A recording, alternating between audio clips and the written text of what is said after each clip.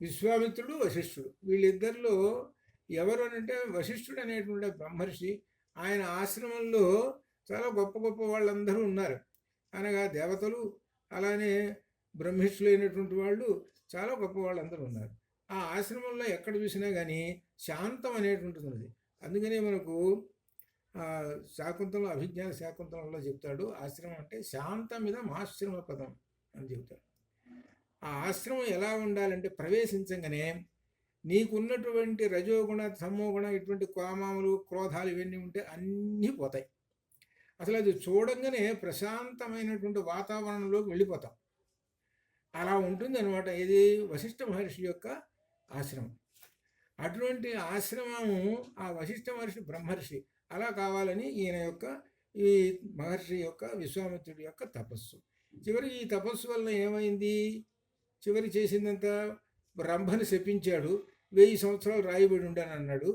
ఇక ఆ తర్వాత నొచ్చుకున్నాడు, అరే తపశక్తి అంతా పోయింది, ఇప్పుడు 80% సంపాదించాను, 80% కాస్త జీరోకి వచ్చేసేసింది అనుకున్నాడు. ఎందుకంటే స్థితప్రజ్ఞత అనేటువంటిది ప్రధానమైనటువంటిది. ఎవరికి ఉండదు స్థితప్రజ్ఞ అంటే కోపం ఉన్నటువంటి వాడి స్థితప్రజ్ఞత ఉండదు. ఒక బండ గుర్తంతే. స్థితప్రజ్ఞత సంపాదించాలి అనంటే వాడు మొట్టమొదట కోపాన్ని జయించాలి. కోపాన్ని జయించినప్పుడే స్థితప్రజ్ఞుడు అవుతాడు. ఆయన కోపాన్ని జయించాడు వశిష్ఠుడు, ఆయనకి జితేంద్రియుడు కనుక ఆయన చాలా గొప్పవాడు బ్రహ్మర్షి అన్నారు. ఈయన జయించాలని ప్రయత్నం చేస్తున్నాడు. ప్రయత్నం చేస్తున్నా ఏమవుతున్నది? ఈయనకి కోపం అనేటువంటిది వస్తున్నది. ఈ కోపం అనేటువంటిది వస్తున్నది కాబట్టి చివరికి సంపాదించినటువంటి తపశ్శక్తి తపస్సంపద అంతా ఖర్చు అయిపోతున్నది. ఆ ఖర్చు అయిపోయేటప్పుడు మరలా తపస్సుకి మరలా పరిగెత్తుతున్నాడు. ఇదే పని, ఇంకేం పని. కాబట్టి స్థితప్రజ్ఞత అనేది ఉండదు. కాబట్టి చాలా గొప్ప విశేషం ఏంటంటే భగవద్గీతలో చెప్పుకునేటువంటి 2వ అధ్యాయంలో స్థితప్రజ్ఞతను గురించి చెబుతూ స్థితప్రజ్ఞతకి మొట్టమొదటి మెట్టు కోపము. కోపాన్ని ఎవడైతే జయిస్తాడో వాడు గొప్పవాడు అని అట్లా చెప్తాం. మనకు రామాయణంలో మనకు చాలా చోట్ల వస్తుంది మన కోపాన్ని జయించడం. రామచంద్రమూర్తి ఆయనకి రాజ్యం ఇస్తున్నానరా రేపు అన్నాడు. రేపు నీకు పట్టాభిషేకం అన్నాడు, రెడీగా అన్నాడు. మరలా రేపు అనేసరికి మరలా రేపు వచ్చేటప్పటికి మరలా పొద్దున్న పిలిపించి, అరే నీకు ఇవ్వటం లేదు, నువ్వు అడవులకు పోరా 14 సంవత్సరాలు అన్నాడు. ఇప్పుడు ఏం చేయాలి? ఇప్పుడు కోపం రావాలి. ఇప్పుడు ఇదే ప్రస్తుత కాలం ఆధునిక కాలంలో ఇలానే జరిగింది అనుకో. తండ్రి దగ్గర కొడుకులు ఎంతమంది ఏం జరుగుతుందో సంగతి మనం చెప్పాల్సిన వార్తలు అనేకమైన చూస్తున్నాం అనమాట. అంతే. ఈ విషయాన్ని జీవాత్మ అనేటువంటి వాడు, జీవుడు అనేటువంటి వాడు ఉన్నాడే, వాడికి ద్వారా తెలియజేస్తున్నాడు లక్ష్మణుడి ద్వారా. లక్ష్మణుడికి కోపం వచ్చింది. లక్ష్మణుడికి వచ్చింది కోపం. రామచంద్రమూర్తి ప్రశాంతంగా గంభీరంగా ఉన్నాడు. నువ్వు అడవికి పోమన్నా నేనేమో పెద్ద సంతోషంతో ఎగిరిపడలేదు, లేదు ఇస్తాను అన్నా ఏం లేదు, అంతా సమంగా ఉన్నా నేను అని అట్లనే ఉన్నాడు. ఎందుకంటే నిర్వికార నిర్విషయ బ్రహ్మము కాబట్టి రామచంద్రమూర్తి అనే ఉన్నాడు. జీవుడు కనుక జీవుడికి అసలు లేచిపడుతుంది, ఎగిరిపడుతుంటాడు. అప్పుడు రామచంద్రమూర్తి అంటాడు, హే లక్ష్మణ, నిన్న రాజు మన తండ్రి గారు ఇస్తానన్నాడు రాజ్యం. అప్పుడు తండ్రి గారిని నమస్కారం చేశాం, సరే బాగుంది. ఇవాళ ఇవ్వటం లేదు అంటే తండ్రి కాదనమాట. నిన్నేమో తండ్రి, ఇవాళ తండ్రి కాదనమాట. తండ్రి వాక్యము పితృవాక్య పరిపాలన రా. ఇది ధర్మము. పితృదేవోభవ మాతృదేవోభవ వేదం చెబుతున్నది కదరా. ఇది తండ్రి ఏ విధంగా అయితే చెప్పాడో ఆజ్ఞ చేయాలి, పాటించాలి. ధర్మాన్ని మనమే పాటించకపోతే ఎట్లా అని చెబితే అప్పుడు లక్ష్మణుడు సరే అన్నయ్య అంటాడు. అంటే రాముడు చెప్పిన దానికి సరేననేటువంటి వాళ్ళు తిరుగు చెప్పకుండా లక్ష్మణస్వామి అంత అమిత భక్తితోటి తిరుగు లేకుండా రాముడు చెప్పిన మాటల్ని నమ్మి ఆ విధంగా పాటించేటువంటి భక్తిపరుడు. రామునకు నిజమైన భక్తిపరుడు లక్ష్మణస్వామి. ఇది అనమాట. అక్కడ ఆ విధంగా అనమాట. ఆ కోపాన్ని జయించినటువంటి వాడు అట్లా అనమాట. అది మనకు ఉదాహరణగా చెబుతుంది. మరి ఇక్కడ విశ్వామిత్రుడు స్వామి వారు కోపంతో ఆ రంభని శపించాడు. ఇక ఆ తర్వాత నా యొక్క తపశక్తి అంతా పోయిందే అని ఈ విధంగా ఏం చేశాడు? మళ్ళీ పోయినాడండి ఈ తపస్సుకి. ఈసారి తపస్సు ఎలా చేస్తున్నాడంటే 100 కొలది సంవత్సరాలు ఎక్కడ శ్వాసను విడువక తపస్సు చేసెను. ఈ శ్వాసను బిగబట్టి తపస్సు చేశాడు అట్లా. జితేంద్రియుడై శరీరాన్ని శుష్కింపజేసుకున్నాడు. శరీరం అంతా ఏముంది అంటే ఎముకలే కనపడుతున్నాయి బయటికి. శుష్కింపజేసుకున్నాడు. ఆహారాన్ని తీసుకోలేదు. అయినను అవయవములు నశించకుండా అవయవాలు సన్నగా కనపడుతున్నాయి. ఈ విధంగా ఆ హిమాలయ పర్వతాల మీద ఉత్తర దిక్కు విడిచి తూర్పు దిక్కున కూర్చొని చేస్తున్నాడు. తూర్పు దిక్కున కూర్చొని చేస్తున్నాడు. ఇక్కడ ఒక విశేషం చెబుతున్నాడు. మనం ఏదైనా సరే మన ఇంట్లో కానీ ఎక్కడైనా సరే ఒక శుభానికి ఏంటంటే తూర్పు దిక్కు కూర్చోవాలి. మనం అర్చన చేసేటప్పుడు కానీ ఏమైనా సరే అంతా తూర్పు దిక్కు కూర్చోవాలి. ఎందుకంటే తూర్పు దిక్కున ఇంద్రుడు ఉంటాడు. ఆ ఇంద్రుడు అనేటువంటి వాడు రాజు. ఇంద్రుని యొక్క విశేషం ఏంటంటే ఆ ఇంద్రుడు కూడా బ్రహ్మతోటి సమానమైనటువంటి వాడు, పరమాత్మతోటి సమానమైన. అందువల్ల ఇంద్రుడు అనేటువంటి వాడే మనకు రాజుగారు. కాబట్టి తూర్పు దిక్కున కూర్చోవాలి అని మనకి ఈ విధంగా చెబుతుంటారు. అందుకనే ఈయన తూర్పు దిక్కున కూర్చొని తపస్సు చేస్తూ ఉన్నాడు. చాలా సంవత్సరాలు తపస్సు చేస్తూ ఉన్నాడు. ఈ కథంతా ఎవరికి చెబుతున్నారు అంటే గౌతముని కుమారుడైన శతానందుడు రామలక్ష్మణులకి జనకరాజుకి ఈ కథ అంతా చెబుతూ ఉన్నాడు. విశ్వామిత్రుడి కథ అంతా చెబుతున్నాడు అని చెబుతూ, రామ ఈ తపస్సు చేస్తున్నాడయ్యా విశ్వామిత్రుడు. ఆ ఉత్తర దిక్కునకు వెళ్ళి అట్నుంచి తూర్పు దిక్కుకు వెళ్ళి బ్రహ్మాండంగా తపస్సులు చేస్తున్నాడు. ఈయన 1000 సంవత్సరాలు పూర్తయింది, అన్నం కూడా తినలేదు, ఏం లేకుండా ఇట్లా తపస్సు చేస్తుంటే తూర్పు దిక్కున కూర్చొని చేస్తున్నాడుగా. తూర్పు దిక్కుకు అధిపతి ఎవరు? ఇంద్రుడు. ఆ ఇంద్రుడు ఇప్పుడు బ్రాహ్మణ వేషం వేసుకొని వచ్చాడు. ఇప్పుడు పరీక్ష చేస్తున్నాడు. మనకు భాగవతంలో రంతిదేవుడు కథ ఉంది. ఆ రంతిదేవుడు ఏం చేశాడు? ఆయన తపస్సు చేసుకుంటూ నారాయణ మంత్రం చెప్పుకుంటూ ఆ అడవిలో కూర్చున్నాడు. అడవిలో ఏం దొరుకుతాయి తినటానికి? ఏమీ లేవు. తపస్సు చేసుకుంటూ 20 రోజులు అట్నే కూర్చున్న తర్వాత ఒక రోజున మరి ఎట్లో లభించినాయి, నీళ్లు లభించినాయి, అన్నం లభించింది, పాయసం లభించింది, అవి ఏవో 4 రకాలు లభించేసినాయి. ఆ లభించేసేటప్పుడు అవి దగ్గర పెట్టుకున్నాడు. సరే తిందామని అనుకుంటున్నాడు.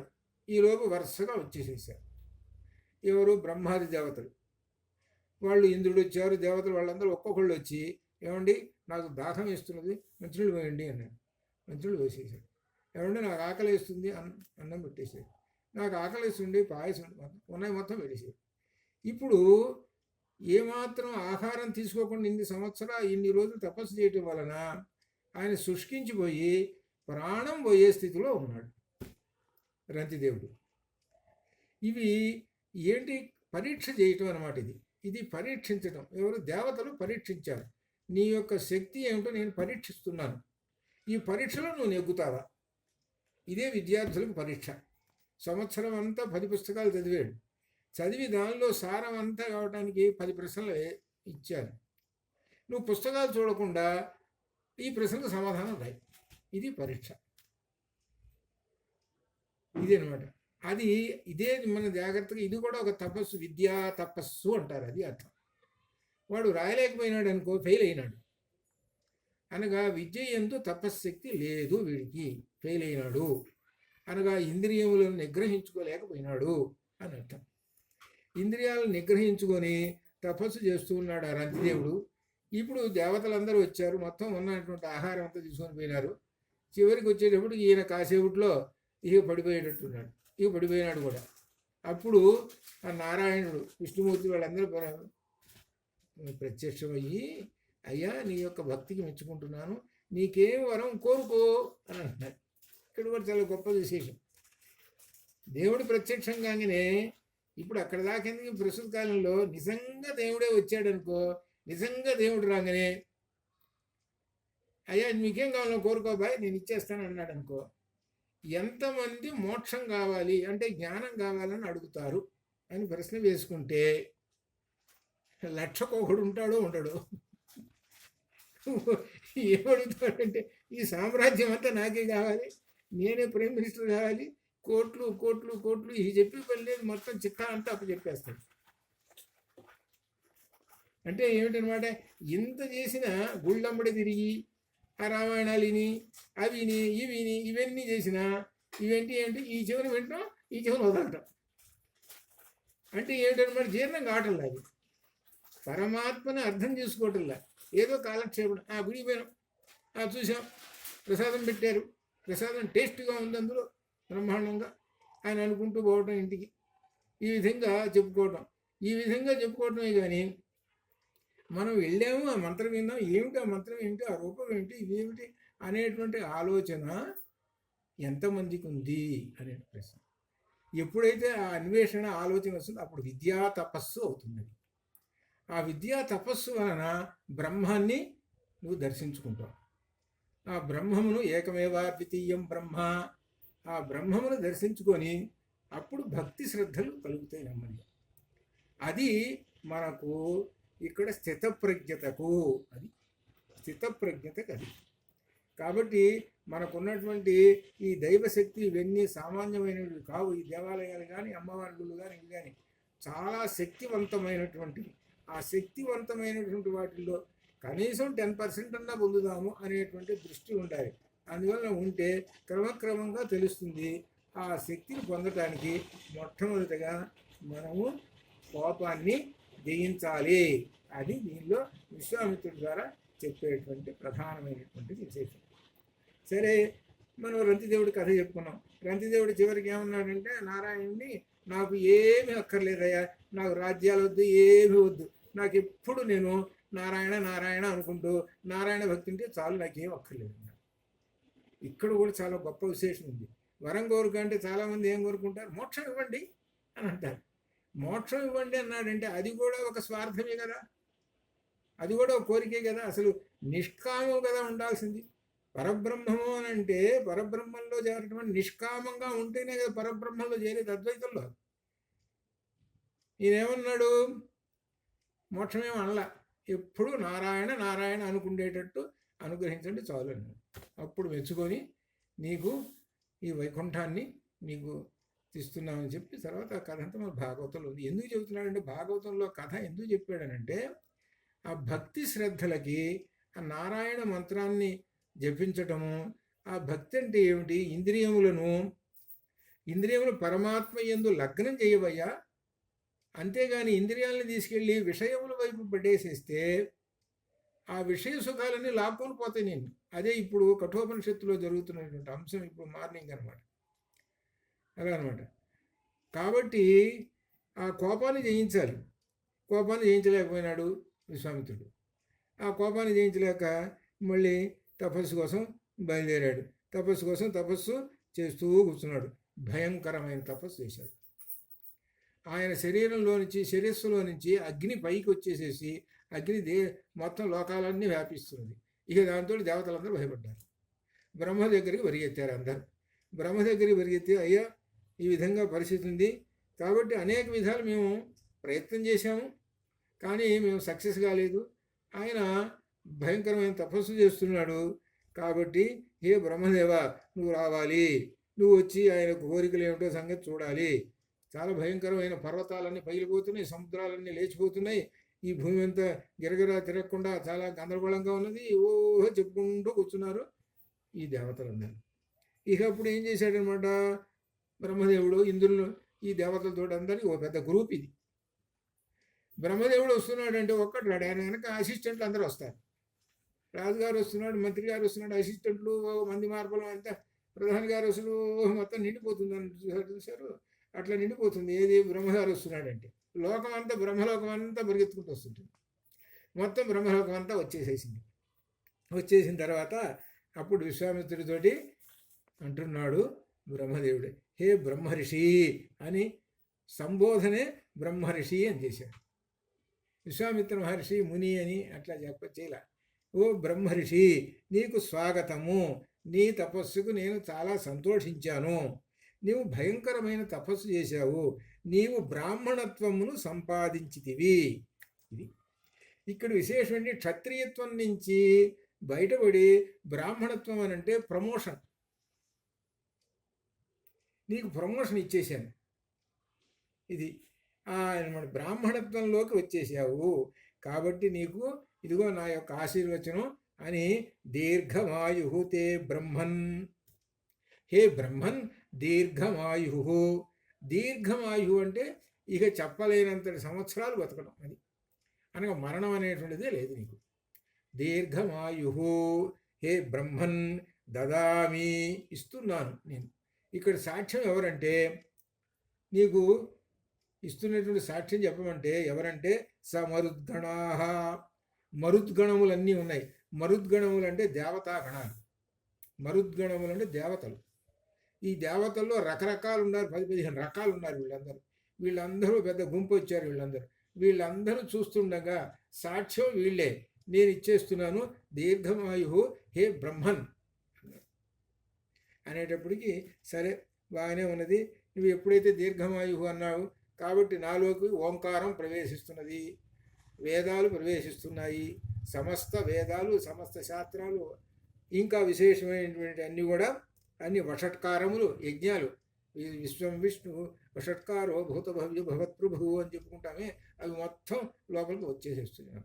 ఈ బ్రహ్మర్షి అనేటప్పటికి లోపలికి అన్నీ, ఎప్పుడైతే కోపం వెళ్ళిపోయిందో బ్రహ్మర్షి అయినాడో, పరమశాంతమైనాడో, మొత్తం లోపలికి ప్రవేశించేసేసినాయి అనమాట.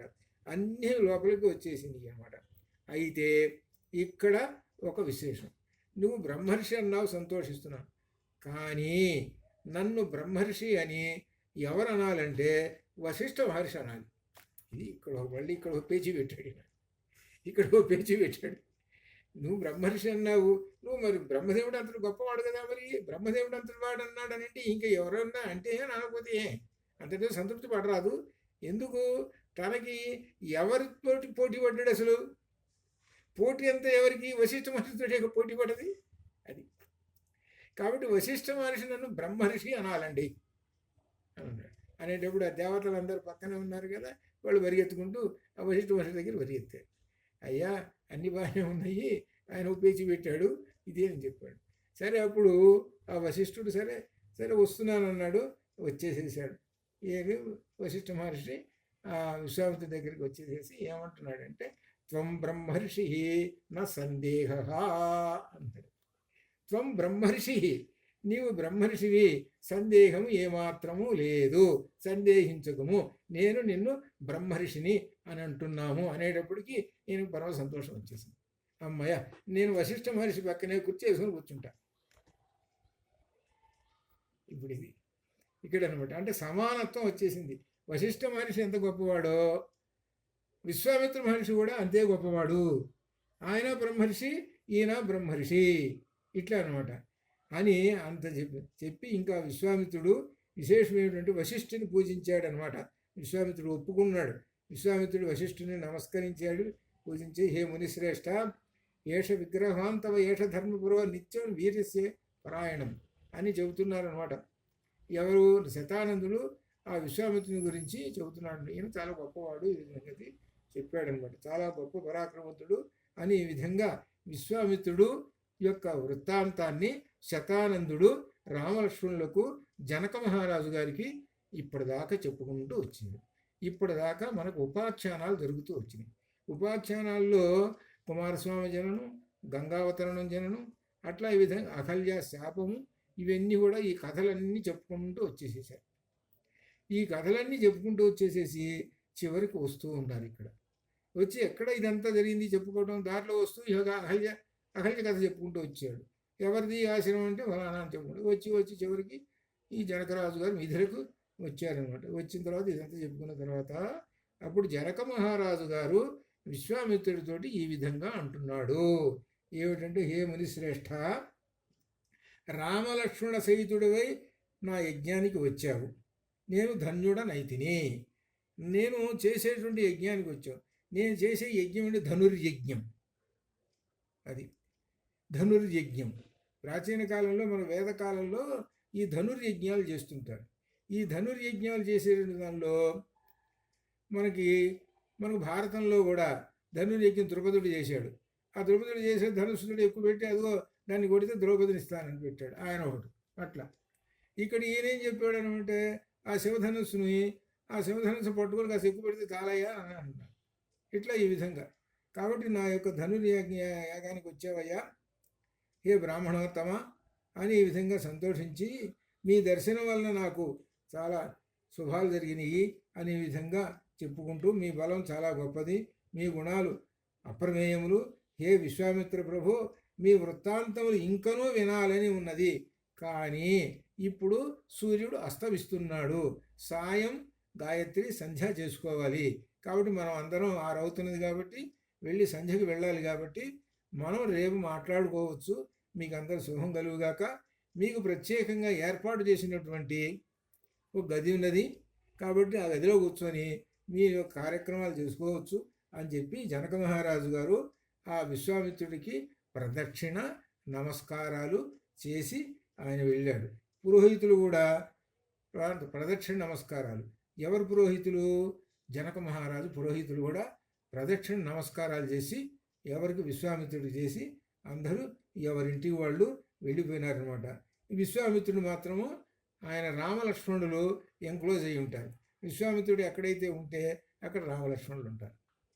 విశ్వామిత్రుడు అంటే రామలక్ష్మణులు వీళ్ళ ముగ్గురు ఒక నివాసానికి వెళ్ళి ఆ నివాసంలో కూర్చున్నారు. ఇంతటితోటి విశ్వామిత్రుడి యొక్క చరిత్ర పూర్తయింది. కాబట్టి అందుకని విశ్వామిత్రుని గురించి తెలుసుకునేటప్పుడు ఏమిటంటే స్థితప్రజ్ఞత అనేటువంటిది తెలుసుకోండి అని ప్రధానమైన మనకు విశ్వామిత్రుడి ద్వారా తెలుసుకుంటేది. స్థితప్రజ్ఞత లేకపోతే బ్రాహ్మీత్వం ఉండదు.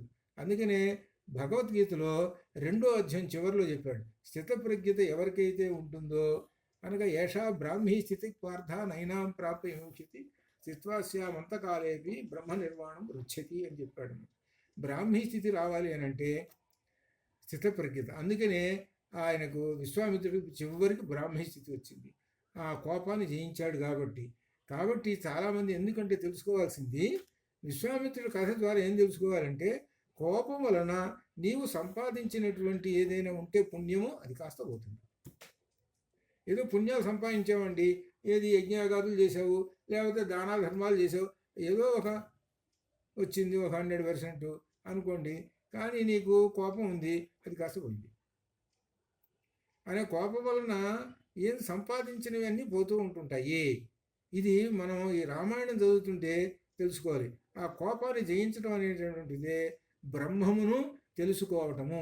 ఎవరైతే కోపాన్ని జయిస్తుంటారో వాళ్ళు బ్రహ్మాన్ని, అద్వితీయమైనటువంటి బ్రహ్మాన్ని వాళ్ళు ఉపాసించినటువంటి వాళ్ళు అవుతూ ఉంటుంటారు. కోపాన్ని జయించడము అది గొప్ప విశేషం. అందుకని ఇక్కడ కోపం అనేటువంటి త్రివిధం నరకస్య ఇదం ద్వారం నాశనమాత్మన కామః క్రోధః తథా లోభః తస్మాత్ ఏతత్రయం త్యజేత్. ఇది విశ్వామిత్రుడి ద్వారా మనం తెలుసుకోవాల్సినటువంటి చెబుతున్నది అనమాట, విశేషం అనమాట. కామము, క్రోధము, లోభము అనేవి ఈ నరకానికి 3 ద్వారాలు. నరకం అంటే సహజంగా ఏమిటనమాట, దుర్గతి అనగా మైనస్ అధోగతి అని అట్లా చెప్పుకోవాలి. అధోగతి పొందుతున్నాడు అని అంటే ఈ 3 లక్షణాలు ఉంటే అధోగతి. కాబట్టి మానవుడిని ఇవి ఎప్పుడు వెంటాడుతూ ఉంటుంటాయి, మానవుడి వెంట వస్తూ ఉంటుంటాయి అన్నమాట. ఇవి ఎప్పుడు దొరబడదామా వీడిలో అని చూస్తుంటాయి. అందుకని వాటిని జయించాలంటే నువ్వు ఏం చేయాలి అని అంటే జితేంద్రియుడు కావాలి. జితేంద్రియాలంటే అర్థం ఏమిటనమాట, ఇంద్రియములను నీ వశంలో ఉంచుకోవాలి. అవి మాత్రం ఏం చేస్తాయి, వెంటబడుతుంటాయి. అందుకనే ఏం చెప్పాడు అనమాట, అవి వెంటబడుతుంటుంటే వాటిని శత్రువులుగా భావించి శత్రువులకు అందకుండా నీవు ప్రవర్తించుము. అందుకనే తాబేలు మాదిరిగా చెప్పాడు. తాబేలు చెప్పింది ఏం చేస్తుంది, ఇప్పుడు మనం ఇది షిర్డీ సాయిబాబా గుళ్ళు, షిర్డీ సాయిబాబా ఆలయాలు ఉన్నాయి చూడండి, నేను చూసా, కొన్ని చోట్ల చూసా. ఆలయంలోకి లోపల ప్రవేశిస్తుంటే తాబేలు బొమ్మ ఉంది. తాబేలు బొమ్మ ఉంటే తాబేలుకి అలా నమస్కారం చేసుకొని వస్తున్నారు. నేను ఒకటి అన్నా, ఏంటంటే తాబేలుకి నమస్కారం చేస్తున్నారు ఏమిటంటే, కూర్మ అవతారం అండి అన్నారు. కూర్మ అవతారం, విష్ణువు యొక్క అవతారాలు కూర్మ అవతారం, కానీ కూర్మ అవతారం ఒకటి బాగానే ఉంది. ఇంకా ఏమైనా తెలుసా అంటే ఇదేనండి, అంతకన్నా ఉందండి అంటే అది కాదని భగవద్గీతలో చెప్పాడు, యథా కూర్మ అంగానివ సర్వశః. తాబేలు ఏం చేస్తుందంటే ఈ శత్రువులు ఉన్నారే, కామ క్రోధ లోభ అనేటువంటి శత్రువులు రాగానే శత్రువులకి వశం కాకుండా అవి తన యొక్క అవయవములను ముడుచుకుంటుంది. అనగా శత్రువు ఆకాశంలో చూశాడు ఒక గడ్డ, చూసిందనుకో ఈ దీన్ని పోతూ ఉన్నది కదా, ఇది తాబేలు కొట్టేసేస్తుంది.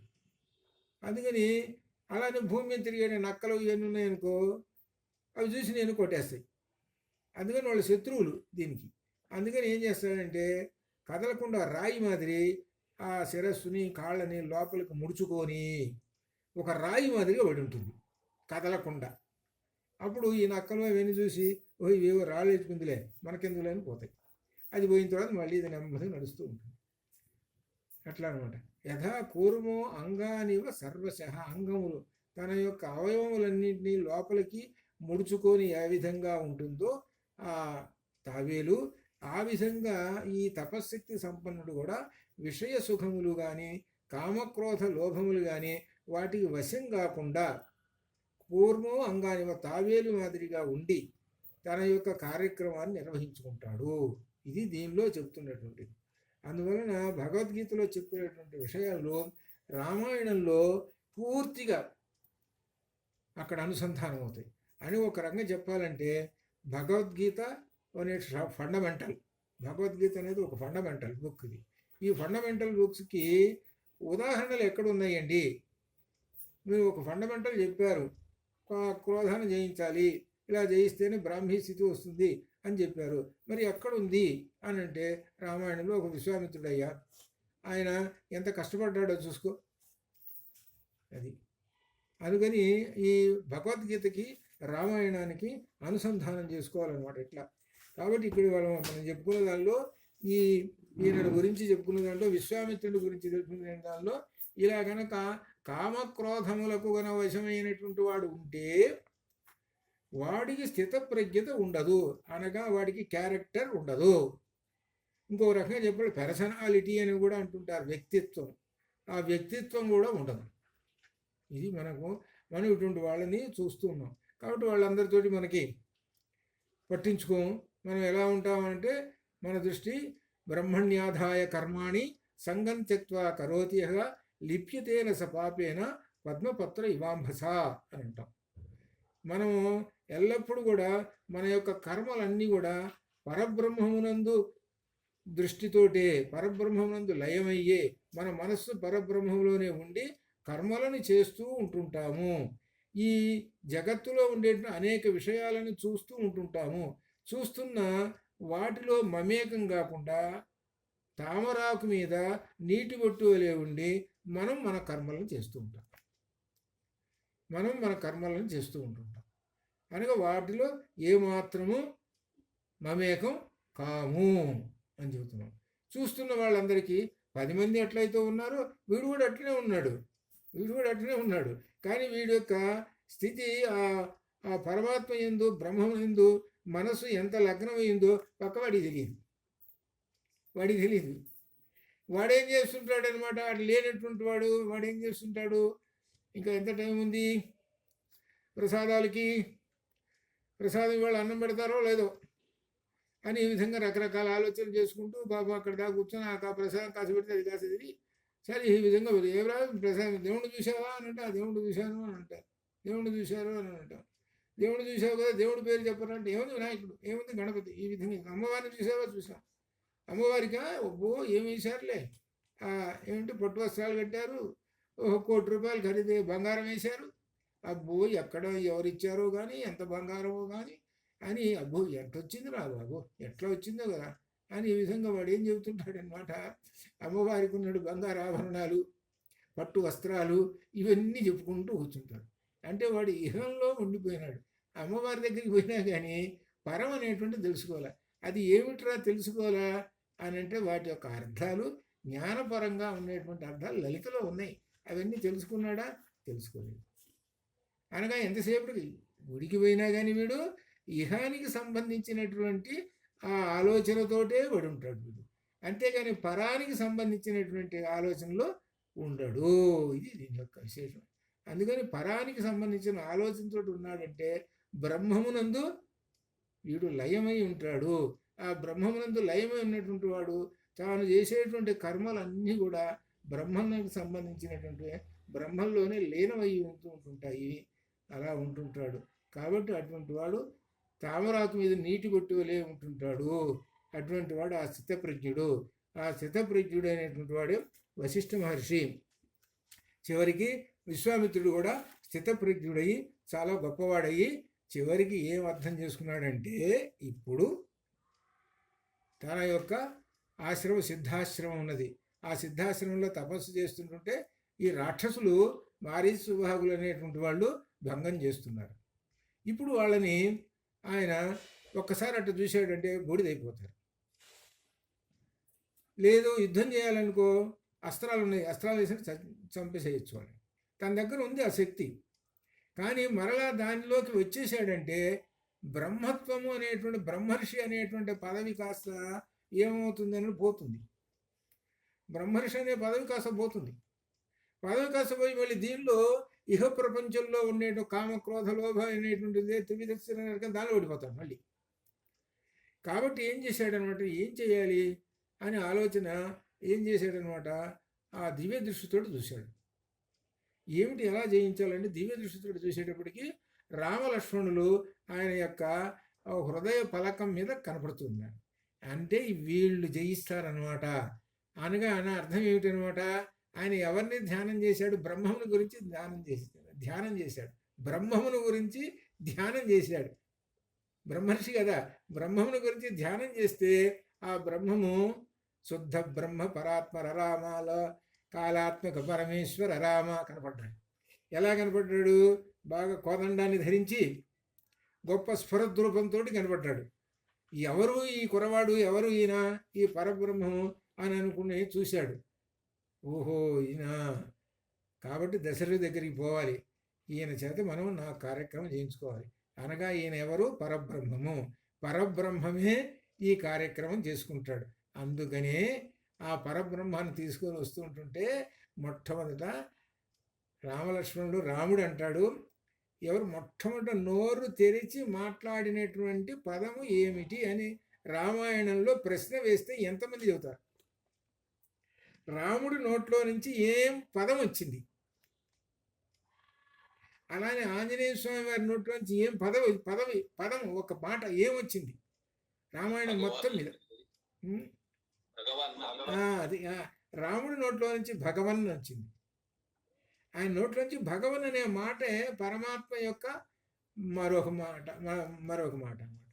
ఆ విశ్వామిత్రుని భగవన్ అని మరొకది కస్య ఆశ్రమ పదం అన్నాడు. ఇక్కడ ఒక విశేషం ఏంటనమాట, కస్య ఆశ్రమ పదం చెప్పండి ఇది ఎవరిదో అని అంటే, విశ్వామిత్రుడు అంటే చిరునవ్వు నవ్వి అని నేను రాశాను దానిలో. చిరునవ్వు నవ్వి ఇక అప్పుడు మొదలుపెట్టాడు. ఎవరిది? శివుడు తపస్సు చేశాడు, ఈ విధంగా చెప్పాడు. అప్పుడు అర్థం ఏంటి, ఏ బ్రహ్మమా పరమాత్మ, ఏ నారాయణ స్వరూపమా, ఏ పరబ్రహ్మమా, నా చేత ఈ చరిత్ర చెప్పించుకోవాలని నీకు కోరికగా ఉంది, నాకెంత పుణ్యమో కదా అని అర్థం. అది దానిలో ఉన్నటువంటి రామాయణంలో ఉన్నటువంటి ధ్వని గర్భితమైనటువంటి అర్థం అది. అట్లా అనమాట అది.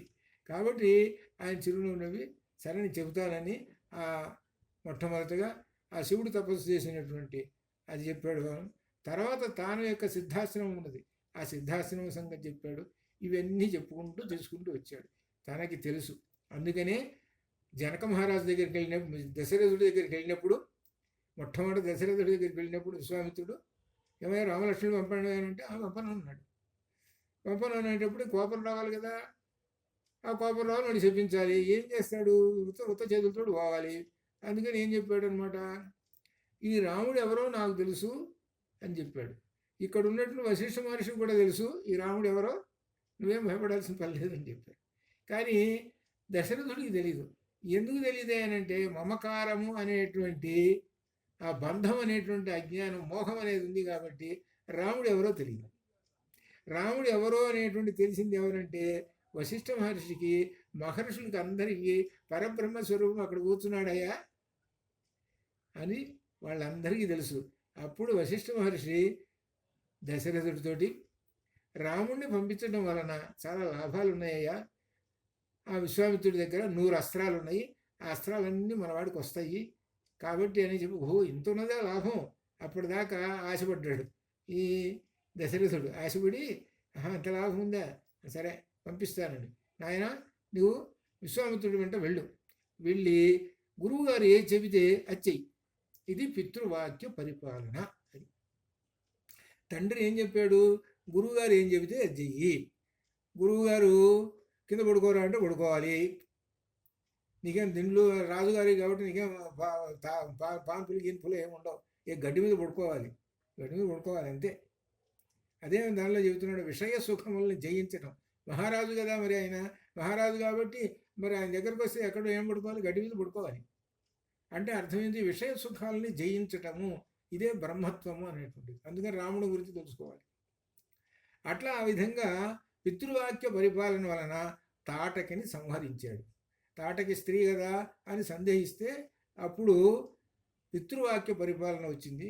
నీవు తండ్రి చెప్పినట్టుగా వినాలి కదా నాయన, కాబట్టి అప్పుడు ఆ తాటకిని సంహరించడం తర్వాత కార్యక్రమం అంతా కూడా సాగుతూ ఉంటుంటుంది.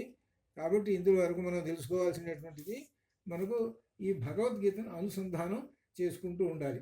ఇప్పటిదాకా ఈ విశ్వామిత్రుడు కథ చెప్పిన తర్వాత కళ్యాణము అనేటువంటి తీసుకొస్తున్నాడు. ఈ ఘట్టానికి చివరికి కళ్యాణము అనేటువంటి దానికి తీసుకొస్తున్నాడు. అనగా రామ కళ్యాణాన్ని తీసుకొని వస్తున్నాడు. ఆ విశేషాలు మనకు రేపటి నుంచి, రేపు వారం గురువారం, శుక్రవారాలు ప్రయత్నం చేద్దాం. అంతవరకు అయిపోతే చూద్దాం. అంతవరకు శుభం భయాత్. ఓం పూర్ణమదః పూర్ణమిదం పూర్ణాత్ పూర్ణముదచ్యతే పూర్ణస్య పూర్ణమాదాయ పూర్ణమేవావశిష్యతే. అసతో మా సద్గమయ తమసో మా జ్యోతిర్గమయ మృత్యోర్మా అమృతంగమయ. ఓం శాంతి శాంతి. శుభం భయాత్. శర్మ, సత్యనారాయణ శర్మ అంతే. ఫోన్ లేదు, అసలు పేరు వస్తే చాలా. అసలు ముందు వెంకట సత్యనారాయణ. అది సంగతి. అది మంచిది. శుభం భయాత్ అందరికి. అదేనమాట. అట్లానే అది వాళ్ళకి బ్రహ్మాండంగా ఈ కఠోపనిషత్తు సాగుతున్నది, కానీ మీరు దాన్ని పంచుకోలేకపోయినారు. అన్నీ వాళ్ళ దగ్గర ఉన్నాయి, బాలాజీ దగ్గర ఉన్నాయి. ఆ వీడియోలన్నీ కూడా చేద్దాం. అది కానీ ఒకటి మాత్రం ఉన్నది, వీడియోలు పెట్టండి సరే వీడియోలు పంపిస్తాం, కానీ గురుముఖత నేర్చుకున్నటువంటిది వీడియోల ద్వారా చూసి నేర్చుకుని కొంచెం తేడా ఉంటుంది, కొద్దిగా తేడా ఉంటుంది. వాళ్ళు చివరిలో సందేహం కూడా వాళ్ళు సందేహం కూడా అడుగుతుంటారు. అట్లా అనమాట. సరే వీడియోలు వస్తాయిలే, నేను పర్వాలేదు, వీడియోలు కూడా మనం చేద్దాం. అట్లానే శుభం భయాత్. అట్లా ఇదే మళ్ళీ ఇంక వాళ్ళు మంగళవారం, వారానికి 2 రోజులే వాళ్ళు, వాళ్ళతోటి అయిపోయింది. వారానికి 2 రోజులే వాళ్ళు, రోజు కాదు, మంది రోజు అనమాట. అది అట్లా శుభం భయాత్. అట్లా సరే. అట్లా వస్తావు శనివారాలు రవిశంకరు. అదేను ఇదే ఈ ఐప్యాడ్ కూడా ఒకసారి చూద్దు కానీ దీని సంగతి కూడా. ఐప్యాడ్ కూడా ఒకసారి చూద్దు కానీ వాళ్ళది. అది ఇప్పుడు చాలా గొప్ప సంఘటన సందర్భాన్ని రాస్తుంది. వాళ్ళు ఒకటి పెట్టా కూడా మీకు గృహస్థు, ఇదంతా చాలా గొప్పది జరుగుతుంది. కానీ ఇది చదివితేనే కానీ తెలియదు, చాలామందికి కూడా తెలియదు. నాకు అదే అనిపిస్తుంది అనమాట, చాలామందికి ఈ విషయాలు తెలియదేనండి. అది శంకర విజయంలో ఉన్నాయి, ఒకటి పెట్టాను. శంకర విజయంలో ఉంది. ఇది నేను నడుపుతుంది 14 చతుర్దశ, 14 నడుస్తుంది. అయితే ఈ పుస్తకాలు నేను చూసావు, మనకి ఏది మొన్న వచ్చిన పుస్తకం, అంత క్రితం అంత పుస్తకం చూసే వెళ్ళాయి. అవి మాత్రం మీకు మాత్రం చాలా, వాళ్ళు సగం మింగారు, రాస్తున్నారు. అది